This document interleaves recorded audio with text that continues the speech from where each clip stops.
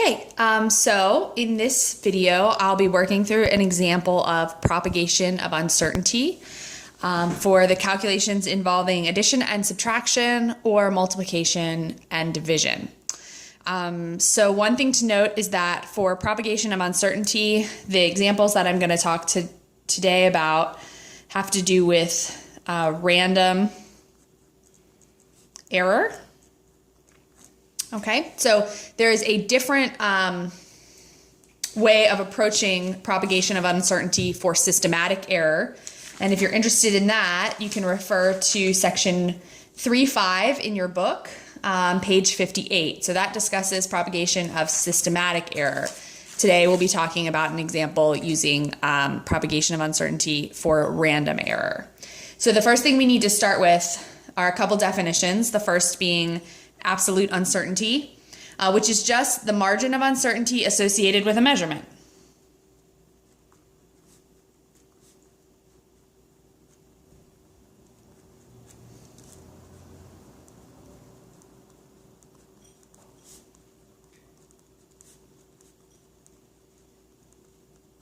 So whether that is a certain tolerance on a piece of glassware or a standard deviation calculated from 3 sets of replicate data, it's just the value that we associate with the uncertainty. We haven't manipulated that number at all. So for example, if I'm looking at a 10 milliliter pipette and I measure the actual volume of water that comes out of that 10 milliliter pipette 3 times and take the standard deviation, let's say I get a measurement of 9.90 plus or minus 0.03 mils. Then here, my absolute uncertainty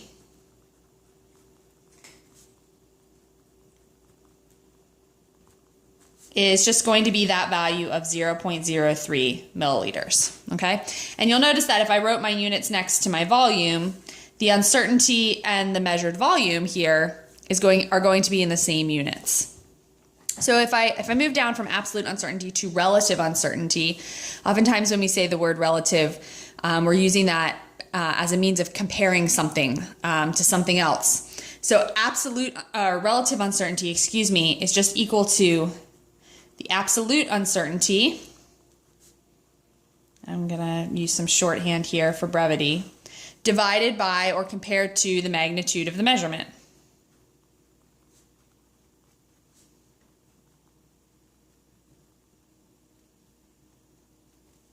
Okay, so if I continue with the example from above, that is just the absolute uncertainty that we recorded right here, divided by the magnitude of the measurement, which in this case is 9.90 mils. And when I type that into my calculator, let me do that real quick.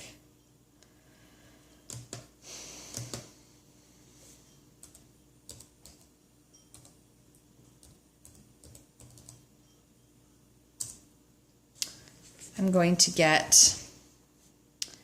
0.003. Now, we have the same units here in this ratio. They cancel each other out. This relative uncertainty is essentially just a fraction, right? The absolute uncertainty divided by the magnitude of the measurement. The last thing we talk about is percent relative uncertainty. And all that is taking our relative uncertainty and multiplying it by 100 in order to get percent relative uncertainty. So in this case, if we take 0.003 multiplied by 100, we should get 0.3. And remember, this is a percent, so we want to indicate that with a percent symbol. Okay? So it's important to distinguish between these 3 different types of uncertainties because we'll be using different ones when it comes to addition and subtraction calculations versus multiplication and division calculations. So the mathematical relationships we're going to use here, our final uncertainty for a set of calculations when we're adding or subtracting values is equal to the square root of the uncertainties squared and then summed together. So the number of uncertainties we have here in this relationship has to do with the number of uncertainties involved in our calculation. So if I'm adding three numbers together that have three uncertainties, that's why I have 3 here. But if I have 4 numbers with 4 uncertainties, then I will extend this calculation out to include 4 uncertainties. So I take each uncertainty and square it, sum them all together, and then take the square root of that. So don't forget to take the square root before you get to your final answer. Now, it's important to indicate that when you do this calculation, these need to be absolute uncertainties. And your answer is then given as an absolute uncertainty. Okay, so it's important to make that distinction, because then when we come down here to multiplication and or division, we have a slightly different scenario. Here, we're calculating the percent relative uncertainty for the propagation, and we're still taking the square root, and we're still squaring each uncertainty, but now we're working with percent relative uncertainties.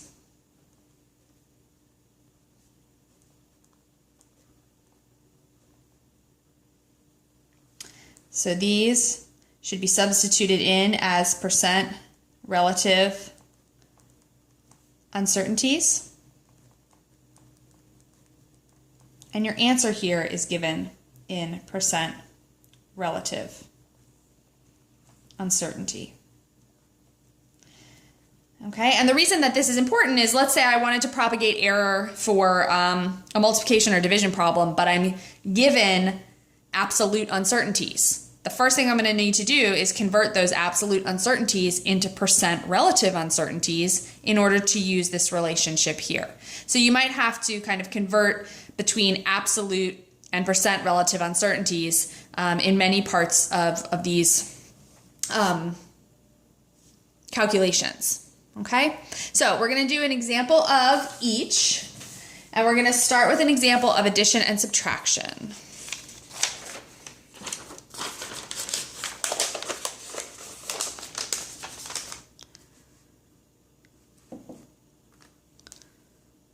Okay, so let's start with a problem in which we're asked to find the propagated uncertainty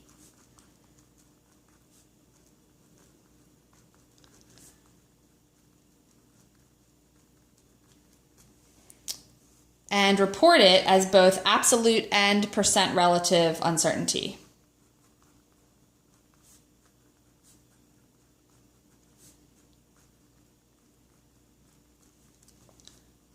I'm running out of space. Sorry, my writing was a little bit bigger than my space was. And percent relative uncertainty. Okay, so this is our task that's set before us. And in example 1, we're going to focus on addition and subtraction.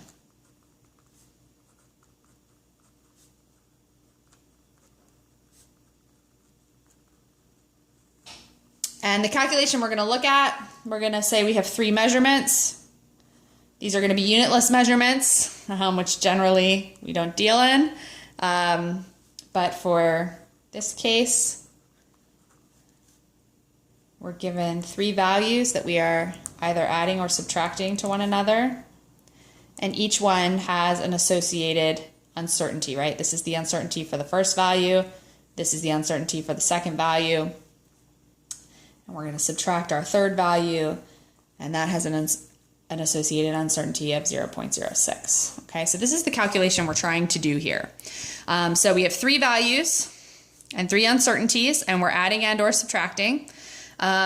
So we're going to start with absolute uncertainty, and that's what we're given here, right? We don't see a percent sign. It's not indicated that this is relative uncertainty, so we're going to assume that these are absolute uncertainties to start. So in order to conduct this calculation, the first thing we need to do is actually determine the value that we are trying to get to through our calculation. So I'm going to add 9.23 plus 4.21 and then subtract 3.26, and I should get 10.18 with 2 sig figs after the decimal point, because when it comes to addition and subtraction, we are limited in sig figs by the number of figures after the decimal point here. So we're at 2 for each of these. So after the decimal point, we should have 2 sig figs there.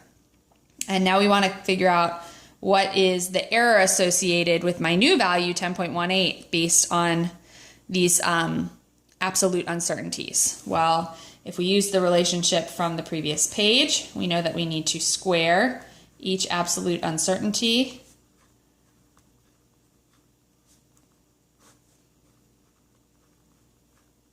So square each one, sum them together, and then take the square root. And when I do that, I should get 0.07. Now, this is an absolute uncertainty. So that has taken care of the absolute uncertainty portion of my question. So I can write my overall value as 10.18 plus or minus 0.07. And if I had units, I would write them out here. Sorry, that's supposed to be a 7. And this is my absolute. But the question still asks me for percent relative. So now I need to take that absolute uncertainty that I generated here, divide it by the magnitude of my measurement, which is 10.18, and multiply by 100 to get percent. And I should get 0.7%. So I'm going to square this so that you guys know that that's my absolute uncertainty value. And then for my 10.18 plus or minus 0.7%, this is then my value with the uncertainty reported as percent relative uncertainty. Okay, so we have both absolute uncertainty given here, 0.07, and percent relative uncertainty given here. All right, the next example we're going to do is going to be exactly the same. We're going to look for both absolute and percent relative uncertainty, but we're going to use multiplication and division. So I'm just going to write a little reminder at the top of the page that we're looking for absolute and percent relative uncertainty. And we're looking at an example of multiplication and or division. Okay, now remember again, these are all calculations based on random error. Okay, so if you're interested in systematic error, that's going to be a slightly different calculation. Okay, so let's look at the problem we've got here. We are going to multiply the value of 91.3, and that here has an associated error of 1. We're going to multiply that by a value of 40.3 with an associated error of 0.2. Then we're going to divide by 21.1 plus or minus 0.2. Excuse me.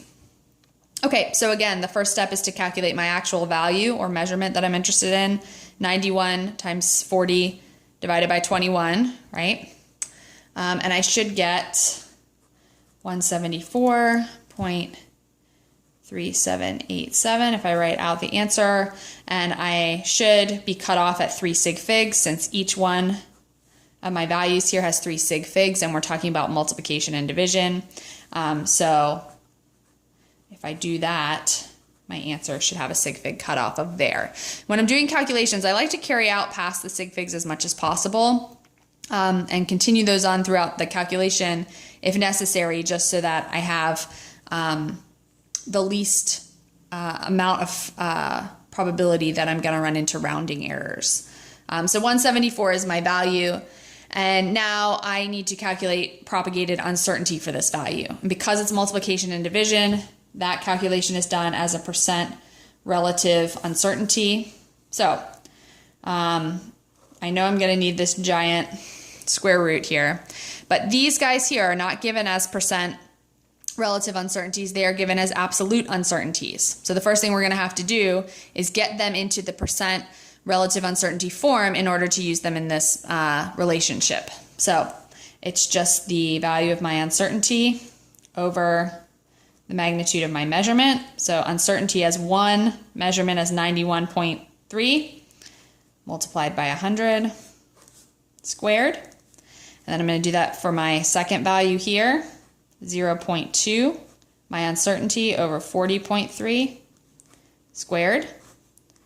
And then my last value, 0.2, my absolute uncertainty, over 21.1, the magnitude of my measurement, squared. So again, oops, I forgot my multiply by 100 here. I'm going to rewrite that just so that it's clear. Sorry about that. Percent relative uncertainty for propagated error should be 1 over 91.3 times 100 squared plus 0.2 over 40.3 times 100, didn't forget it that time, squared, plus 0.2 over 21.1 times 100 squared. Okay, so hopefully we're feeling good about that. And when I do this calculation here, I get a percent uncertainty, percent relative uncertainty of 1.53%. And we're relegated to sig figs here. And since we're above half, 1.53, we're going to round up. So our percent uncertainty is 2% here. Okay? And so we can write that as our answer, 174, which is our measurement, plus or minus 2%. And this is what is indicated as our percent relative uncertainty. All right? The 2% is our percent relative uncertainty. Okay, but it also asks for the absolute uncertainty, and this is where we have to work backwards, right? So we know that percent relative uncertainty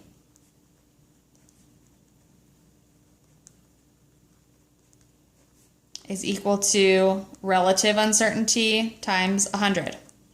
So I'm going to divide my percent relative uncertainty